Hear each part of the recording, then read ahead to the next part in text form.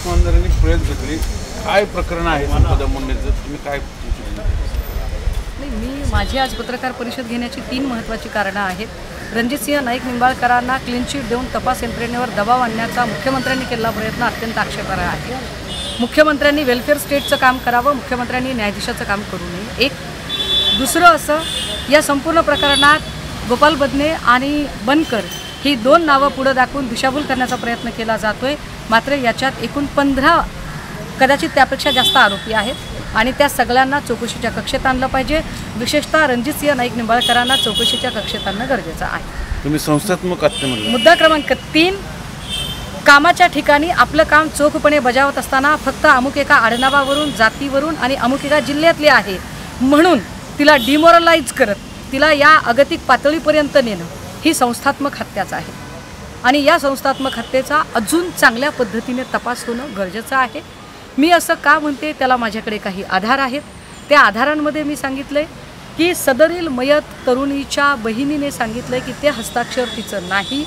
बहिणीने हाही प्रश्न उपस्थित केला आहे की जी मुलगी 4 पानी पत्र लिहू शकते स्वतःच्या हस्ताक्षरात, ती सुसाईड नोट 4 ओळीत कसं काय संपवेल. दुसरं असं की जी मुलगी सांगते की 4 दिवसानंतर मी कास्ट व्हेरिफिकेशनचा कागद घेण्यासाठी ताई तुझ्याकडे येणार आहे. 8 दिवस पुढचं प्लॅनिंग करत आहे. तिच्या डोक्यात अचानक हा विचार का आला? फलटणमध्ये तिचं राहतं घर असताना तिने हॉटेलमध्ये राहणं का पसंत केलं? त्या हॉटेलमध्ये रात्री 1 वाजता तिला एंट्री का दिली? जे हॉटेल आहे ते योगायोगाने रणजितसिंह नाईक निंबाळकर यांचा कार्यकर्ता दिलीप भोसलेचंच का आहे? दिलीप भोसले आत्ता भाजपचा नगराध्यक्षपदाचा उमेदवार होणार आहे. या सगळ्या प्रकरणामध्ये तिने DYSP राहुल धसकडे तक्रार केली होती. राहुल धसकडे 3 वेळा तक्रार करूनही धसने त्याकडे का लक्ष दिलं नाही? यामध्ये अंशुमन धुमाळ जो हॉस्पिटलचा हेड आहे, या अंशुमन धुमाळकडे सुद्धा तक्रार केली होती आणि रिक्वेस्ट केली होती की साहेब मला सांगा ना आपण की माझ्यावर आपण काय ॲक्शन घेतली. मला म्हणजे तिला मेंटली टॉर्चर किती होतं हे लक्षात घ्या. हा मेंटली टॉर्चर म्हणजेच तिची इन्स्टिट्यूशनल मर्डर आहे. आणि एवढं तिला टॉर्चर केलं जात असताना ती स्वतः जर ती लढाऊ स्पिरिटची होती, कारण ती लढाऊ नसती तर तिने स्वतः माहिती मागवली नसती. ती स्वतः माहिती मागवते की माझ्याबद्दल काय तुम्ही कारवाई केली मला माहिती द्या. ती माहिती नाही, ही हत्या आहे, याची चौकशी झाली पाहिजे.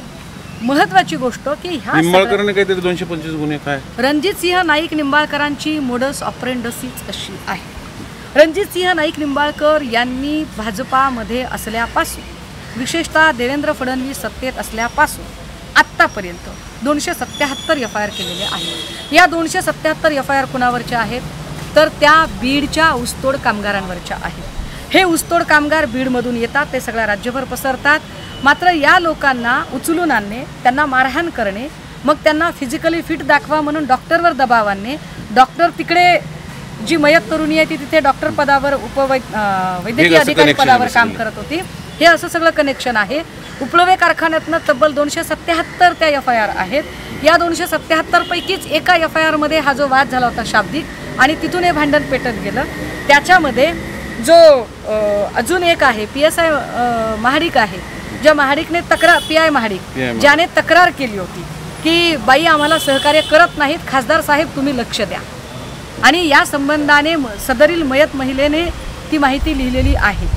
याच्यामध्ये दुसरे 2 लोक आहेत. एक आहे API जायपात्रे आणि दुसरा आहे PSI पाटील, जे दोघं सांगत होते की तू किती ओरड, काय गोंधळ घालायचा आहे ते घाल, पण तुझा काही फरक पडणार नाही कारण तू बीडची आहेस, तुझा आडनाव मुंडे आहे, तू अमुक एका समूहातली आहेस आणि त्यामुळे तू काहीही ओरडलीस आणि काहीही बोललीस तरी काही फरक पडणार नाही. तुम्ही गुन्हेगार समुदाय, गुन्हेगार वृत्तीचे लोक आहात, तुमच्याबद्दल कुठली सहानुभूती निर्माण होणार नाही. हे जास्त गंभीर आहे. हे जास्त गंभीर आहे की अमुक एका समूहाला, जिल्ह्याला, आडनावाला जर अशा पद्धतीने टार्गेट केलं जात असेल तर ते वाईट आहे. एखादा जाधव, एखादा पवार, एखादा देशमुख, एखादा फडणवीस जर गुन्हेगार असेल तर याचा अर्थ सगळेच फडणवीस गुन्हेगार आहेत किंवा देवेंद्र फडणवीस पण गुन्हेगार आहे असं म्हणणं चूक होईल. असं करू नका. माणसं जगू द्या. कारण ही सगळी लेकरं, त्याच बीडमधली अनेक लेकरं इथं MPSC करायला पण येतात. उद्या याही लेकरांना त्रास होऊ शकतो. मी आत्तापर्यंत गेल्या कित्येक महिन्यात किंबहुना वर्षभरात हा वाद शिगेला पोचला होता, पण मी एका शब्दाने कधीही कुठलाही जातीवाचक उल्लेख केलेला नाही. पण आत्ता जे घडलंय ते असंच घडलेलं आहे आणि यावर नक्की विचार झाला पाहिजे. काय मागणी काय शेवटची? माझी मागणी थेट अशी आहे, मुख्यमंत्र्यांनी कृपया न्यायाधीश होऊ नये. मुख्यमंत्र्यांनी तपास यंत्रणेमध्ये दबाव येईल असं कुठलंही वक्तव्य करू नये. त्यांनी काल घाईघाईने क्लीन चिट देण्याचा प्रयत्न हा अत्यंत आक्षेपार्ह आहे, तो त्यांनी थांबवला पाहिजे. दुसरं, रणजितसिंह नाईक निंबाळकर यांना या FIRमध्ये आरोपी करणं अत्यंत गरजेचं आहे, त्यांना चौकशीच्या कक्षेत आणा. तिसरं, या संपूर्ण प्रकरणाची स्थानिक पोलिसांकडनं तपास काढून घ्या. जे लोक 277 FIR करून घेऊ शकतात, ज्यांनी पोलीस स्टेशनची छळछावणी केली, त्यांच्याकडून आम्हाला काय अपेक्षा आहे? आमचं म्हणणं उच्च न्यायालयीन स्तरीय एक चौकशी समिती नेमा आणि त्यांच्याकडून काय ती चौकशी होईल. बरं, जैन बोर्डाची जमीन रद्द झाली आहे, पण तरी पण तुमचं काहीतरी काल तुम्ही ट्विट केलं होतं. काल मी ट्विट असं केलं होतं त्या संदर्भाने. माझं स्पष्ट म्हणणं आहे की जो मुख्यमंत्री पदाच्या कांक्षेच्या आड येतो त्याला ते फोडून काढतात. आतापर्यंत आपण बघितलंय विनोद तावडेंचं काय झालं, पंकजा मुंडे कशा संपवल्या गेल्या, चंद्रकांत पाटील किंवा सुधीर मुनगंटीवार यांनी कानाला खडा लावलाय, चंद्रशेखर बावनकुळे माफीचे साक्षीदार झालेत, गडकरी साहेबांनी सौजन्यपूर्ण माघार घेतली आहे, शिंदेंचा पाक इस्तू इजलाय. अशा सगळ्या परिस्थितीत अब तेरा क्या होगा मुरली और मुरलीधर मोहोळ देख रहे हैं कि उनका क्या हो रहा है. ह्या सगळ्यांमध्ये एक असाइनमेंट पूर्ण होते, हरकत नाही मला त्याच्यावर बोलत, पण याचा अर्थ मुरलीधर मोहोळ निष्पाप आहे, निर्दोष आहे असं अजिबात नाही. मुरलीधर मोहोळ दोषीच आहे.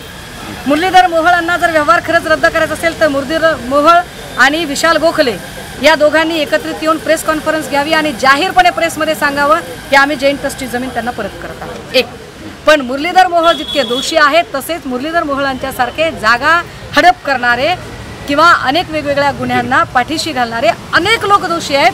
त्यांचं पण नेमकं काय करणार आहात की ते मुख्यमंत्री पदाच्या शर्यतीत नाहीत म्हणून त्यांचं नाव येत नाहीये, असं काही आहे का, हेही फडणवीसांना विचारलं पाहिजे. हे होते सुषमाताई अंधारे यांनी सातारा प्रकरणात अतिशय गंभीर आरोप केलेले आहेत, त्याची चौकशी व्हावी, उच्च न्यायालयीन समितीमार्फत चौकशी व्हावी. सगळ्या संपदा मुंडे आत्महत्या प्रकरणाची, किंवा त्या तर म्हणतात ती हत्याच आहे, संस्थात्मक हत्या आहे, म्हणूनच हे प्रकरण आता एक वेगळ्या गंभीर वळणावर येताना दिसतं. व्हिडिओ जर्नलिस्ट विकी कांबळेसह चंदन पुंदे, झी मीडिया, पुणे.